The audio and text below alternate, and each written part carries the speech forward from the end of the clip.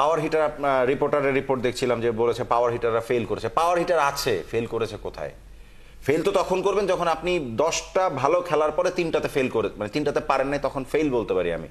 আপনি তো 10টার মধ্যে 3টাতে পেরেছেন, বাকি 7টাতে কোনোদিন পারেন নাই, তাহলে আপনাকে ফেল বলবো নাকি আপনি এই জায়গায় পারেন না? শুরুতে যে কথাটা আসলে বলছিলাম যে যখন পা ঢাকতে যাচ্ছি তখন মাথাটা বেরিয়ে যাচ্ছে, আর মাথাটা যখন ঢাকতে যাচ্ছি পা বেরিয়ে যাচ্ছে। আমরা ওপেনার নিয়ে, টপ অর্ডার ব্যাটসম্যান নিয়ে আমরা অনেক সংকটের কথা বলি, আমরা ওপেনার খুঁজে পাচ্ছি না। আলটিমেটলি যখন তানজিদ তামিম এবং পারভেজ ইমন একটা সেটেল জায়গায় পৌঁছেছেন, মোটামুটি তাদের উপর একটু হলেও ভরসা করা যাচ্ছে আগের তুলনায়, সেই জায়গায় জাকের আলী অনিক এবং শামীম পাটোয়ারিদের উপরে আমরা ভরসা করতে চাই। আগের ম্যাচগুলোতে হয়তো তারা একটা ভালো পার্টনারশিপ গড়ে বাংলাদেশকে একটা ভালো রান, কিছুটা হলেও চ্যালেঞ্জিং স্কোর করতে সাহায্য করেছেন, কিন্তু যখন টপ অর্ডার বা যে জায়গাটায় বেসটা ভালো তৈরি হচ্ছে সেখানে গিয়ে আবার আমরা ডেথ ওভারে ভালো ব্যাটিংটা করছি না। আসলে বিষয়টা কি মানে একটু রহস্যজনক কিনা?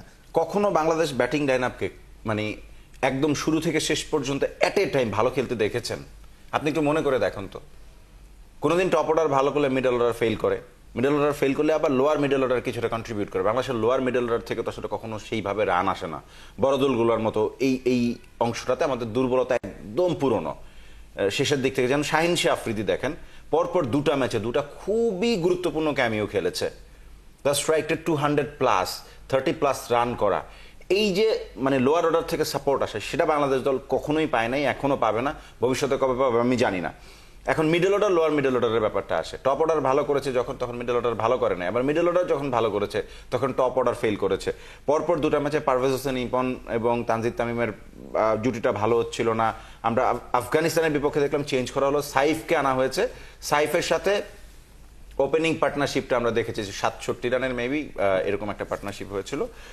সেইখানে আপনার সাইফের কন্ট্রিবিউশন 26 বলে 30। পারভেজ হোসেন ইমনকে ওই ম্যাচে কেন অফ রাখা হয়েছে আমি বুঝি নাই।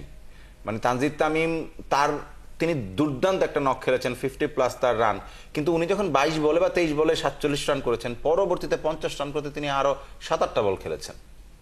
তার মানে সেই পুরনো মেন্টালিটি, 50 করতে হবে তাহলে দলে জায়গা পাকা। অথচ যে ফ্লোতে খেলছিলেন 2 বল হিট করলে তার একটা 50 হয়ে যায়, কিন্তু 50 রানের নার্ভাসনেসে তাকে 5-7 বল বেশি খেলতে হয়েছে। এটা খুবই অ্যালার্মিং বাংলাদেশ ক্রিকেটের জন্য।